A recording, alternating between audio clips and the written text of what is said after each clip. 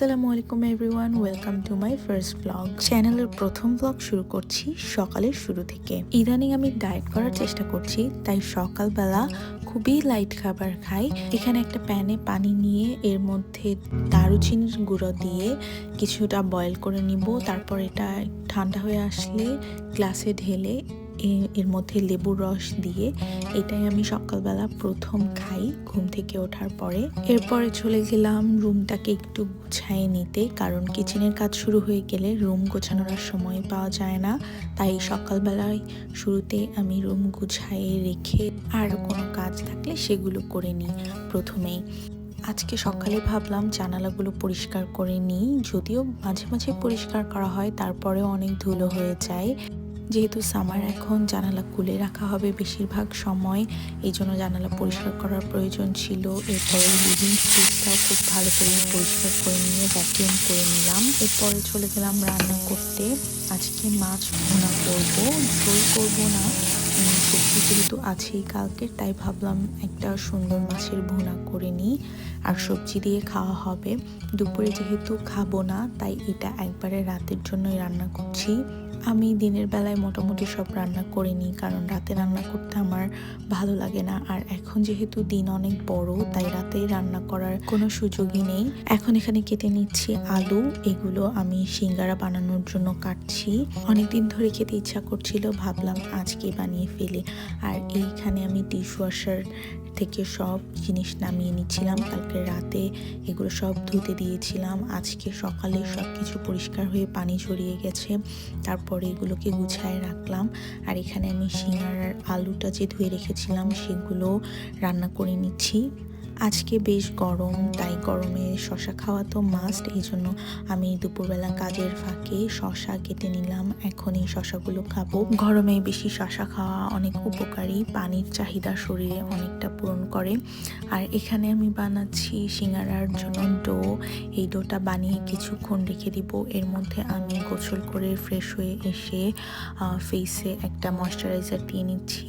যদিও সামার, তারপরেও স্কিন অনেক ড্রাই হয়ে যায়, এখনও ভালো একটা ময়শ্চারাইজার ভ্যাসলিন ইউজ করতেই হয়।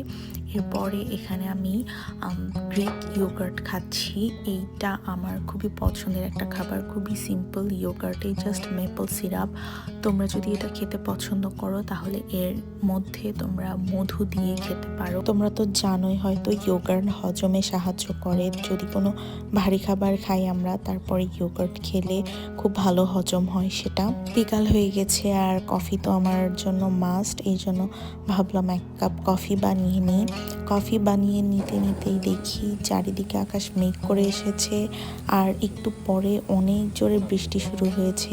সকালবেলা রোদ ছিল, হঠাৎ করে আকাশ চেঞ্জ হয়ে গেছে আর এত সুন্দর বৃষ্টি হচ্ছিল।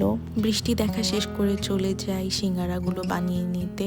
আমি ইউনিভার্সিটিতে যখন পড়ি তখন থেকে বাসায় সিঙ্গারা বানানোর অনেক প্র্যাকটিস করেছি, আর এখন যখন বাসায় বানাই তখন খেতে বেশ ভালোই হয়।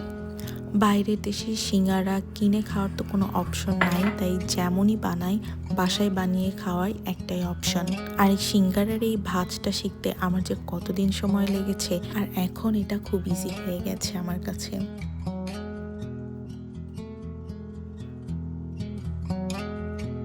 এই তো মোটামুটি সবগুলো সিঙ্গারা বানিয়ে নেওয়া হয়ে গেছে। এইগুলোকে এখন হালকা ফ্রাই করব। আজকে এগুলো খাবো না, যার কারণে হালকা ফ্রাই করে ঠান্ডা করে দেন পলিথিনে তুলে ডিপে রেখে দিই। তারপর মাঝে মাঝে যখন খেতে ইচ্ছা করবে একটু বের করে রেখে ফ্রিজ থেকে তারপরে তেলে ভেজে খেয়ে নিব। কাজ করতে করতে অনেক ক্ষুধা লেগেছিল, তাড়াতাড়ি করে ডিনারটা সেরে ফেলি। ডিনার করা শেষে আজকে বাসা থেকে বের হয়েছি, আর এত সুন্দর ফুল ফুটেছে চারিদিকে। এই ফুলটা এত সুন্দর লাগতেছিল, খুব সুন্দর একটা কালার। আর বৃষ্টির পরের অবস্থা হলো এইটা, এত সুন্দর হয়ে গেছে চারিদিকে, মেঘে ঢেকে আছে। মেঘগুলো এত সুন্দর লাগছে দেখতে। প্রায় প্রায় এই মাঠে যাওয়া হয়, খুব ভালো লাগে এই মাঠে ঘুরতে, হাঁটাহাঁটি করতে। এটা একটা পুকুর, চারিদিকে চারিদিকে গাছে ভরে গেছে, পুকুরটাই ঠিক মতো দেখা যাচ্ছে না। এটা শহরের পানি নিষ্কাশন ব্যবস্থায় ব্যবহার করা হয়। এরপরে বাসায় চলে এসে দেখি প্লেটে তুলে রাখা সিঙ্গারাগুলো ঠান্ডা হয়ে গেছে। এরপর একটা পলি ব্যাগে ভরে এগুলোকে ফ্রিজে রেখে দিচ্ছি। আমি 2টা পলি ব্যাগে সিঙ্গারাগুলো ভরিয়েছি যেন বেশি চাপাচাপি না হয়। তো এই ছিল আমার আজকের প্রথম ব্লগ। ভালো লাগলে প্লিজ সাবস্ক্রাইব করো।